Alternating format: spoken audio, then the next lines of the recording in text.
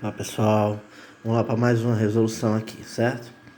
Vamos observar, esse exercício ele está proposto na lista de exercícios lá. Então vamos ver, ó. Ele está querendo que a gente diga a força resultante, certo? No primeiro sistema, a gente tem aí, não veio, era para ter vindo a área, tá certo? A área da superfície. Ele quer saber a força resultante que está atuando aqui nessa superfície. Vamos só lembrar o seguinte: essa distribuição de força forma o prisma de força, porque a gente tem um fluido incompressível que é a água. Então, à medida que a gente desce na profundidade, tende a aumentar a pressão, consequentemente aumenta a força, porque a força ela é pressão vezes a área se mantém constante, aumenta a pressão, aumenta a força. Isso acontece em fluido incompressível. Se for fluido compressível, nada vai acontecer, certo? Como é uma superfície simétrica, eu tenho um centro aqui que é o centro de gravidade, e essa força resultante, o somatório dela vai ser em algum local abaixo do centro de gravidade, que é justamente o que a gente chama de centro de pressão. Uma confusão que fazem. Apesar da gente saber que a força resultante está atuando no centro de pressão, a gente calcula, a gente quantifica a força resultante baseado no centro de gravidade, ou seja, na distância entre o centro de gravidade e a lâmina do fluido. Então aqui, ó, o ρ da substância, pressão vezes a área, né? Pressão hidrostática, ρgH vezes a área. Ρ, o da água, que é 1000, G da gravidade, que é 10, o H, como é que a gente descobre o H?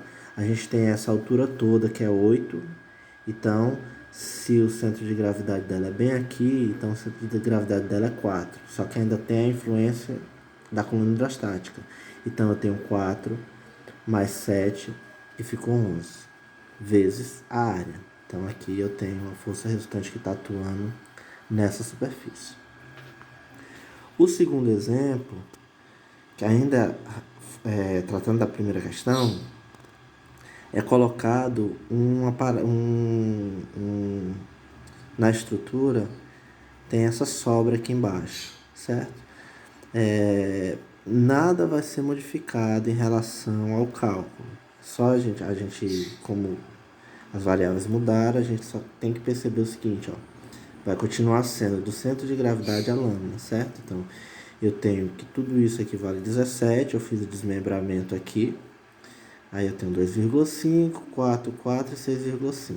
Então eu teria 6,5 mais 4, 10,5. Aí eu coloquei aqui, não está cobrando na questão, mas só para a gente perceber mais ou menos como é que ficaria, certo? Se fosse cobrado o LR é quem, pessoal?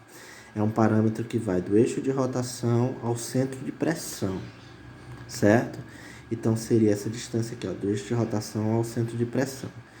Para a gente encontrar qual é a estratégia, a gente sabe essa distância, né, do eixo de rotação ao centro de gravidade, que é justamente a altura da comporta dividido por 2. Então a gente pega a altura e divide por 2, mais essa diferença aqui entre o HR e o HC. Outra confusão que causa, apesar do LR ser um parâmetro baseado no eixo, no eixo de rotação, ele precisa dessa diferença, que é uma diferença baseada na lâmina do fluido. E essa diferença ela é conseguida através do teorema dos eixos paralelos, que diz que essa diferença é o IXC, que é um parâmetro que faz menção ao segundo momento de área, que está baseado na geometria da superfície, sobre HC vezes A. Já eu posto um outro vídeo para a gente perceber a resolução de uma outra questão. Valeu, pessoal!